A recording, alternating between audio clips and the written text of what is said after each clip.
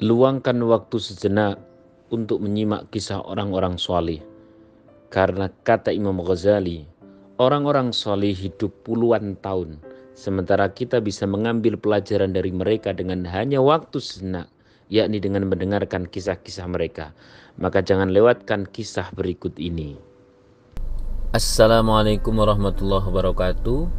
Banyak yang bertanya baik kepada orang lain maupun kepada diri sendiri, kenapa doa-doa tidak atau belum terijabah oleh Allah Subhanahu wa taala. Dengan kisah ini semoga kita bisa mengambil satu hikmah dan pelajaran yang dengan itu semoga doa-doa kita diijabah oleh Allah Subhanahu wa taala.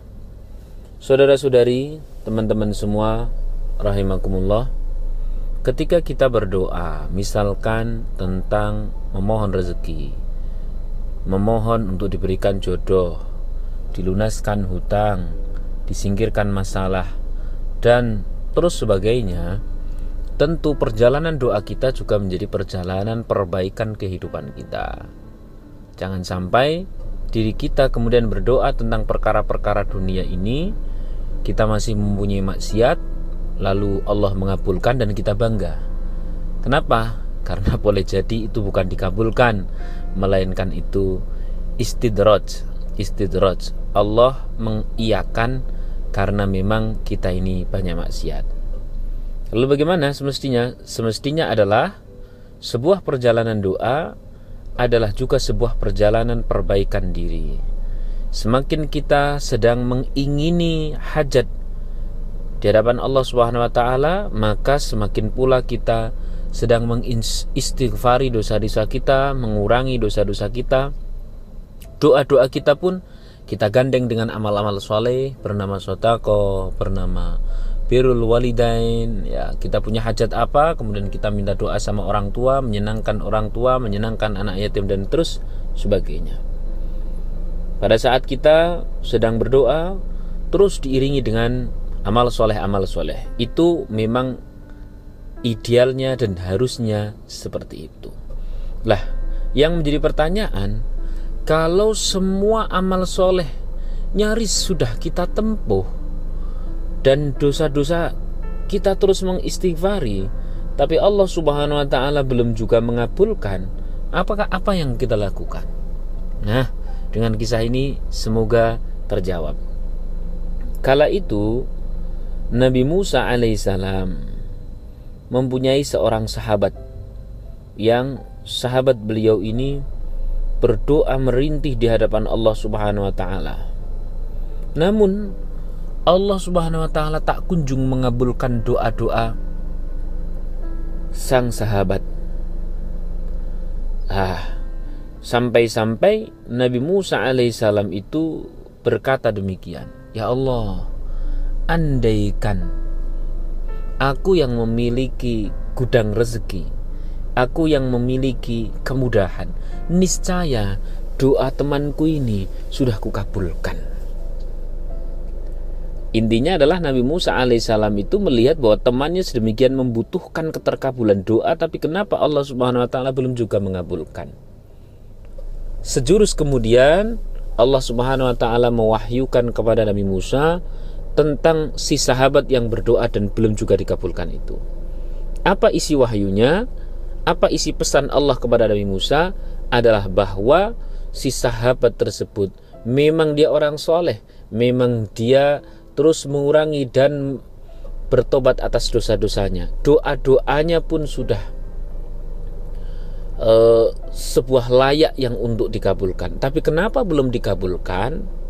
Ternyata jawabannya adalah sebab sahabat Nabi Musa itu hatinya bukan condong kepada Allah, namun kepada isi doa.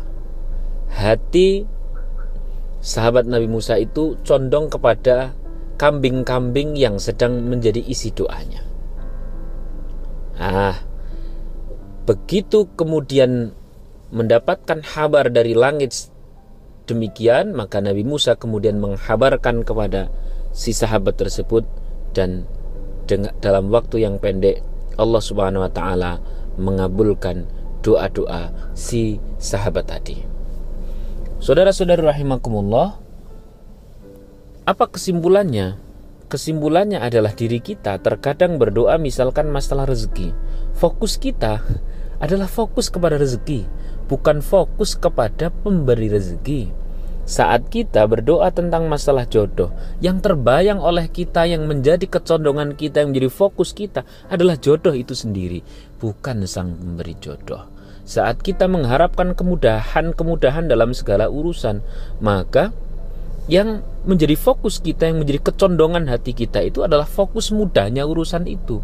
Bayangan-bayangan tiap harinya adalah bagaimana urusan itu jadi mudah, bukan condong kepada zat yang maha memudahkan.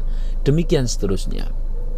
Sehingga solusinya bagaimana? Solusinya, bolehlah kita berdoa tentang rezeki, tapi hati kita jangan condong kepada rezeki, melainkan condonglah kepada sang pemberi rezeki.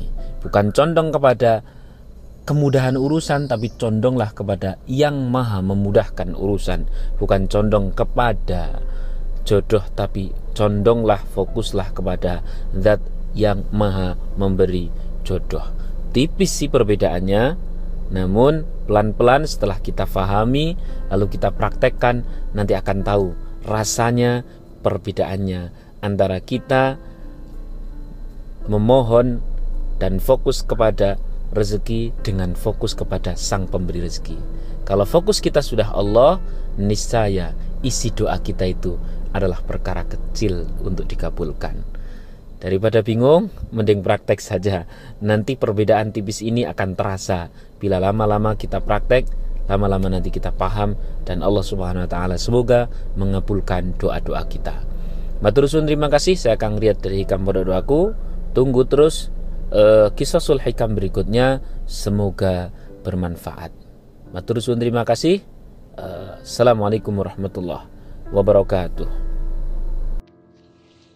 Kuntum khairu ummatin ukhrijat linnasi. Kalian adalah manusia-manusia terbaik, hamba-hamba prioritas di sisi Allah. Siapa itu? Ta'muruna bil ma'rufi wa tanhauna 'anil munkar. Yakni setiap siapa saja yang mau berdakwah, ia adalah manusia prioritas di sisi Allah.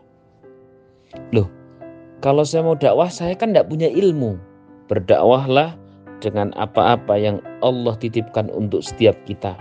Yang punya ilmu, dakwalah dengan ilmu. Yang punya uang, dakwahlah dengan uang.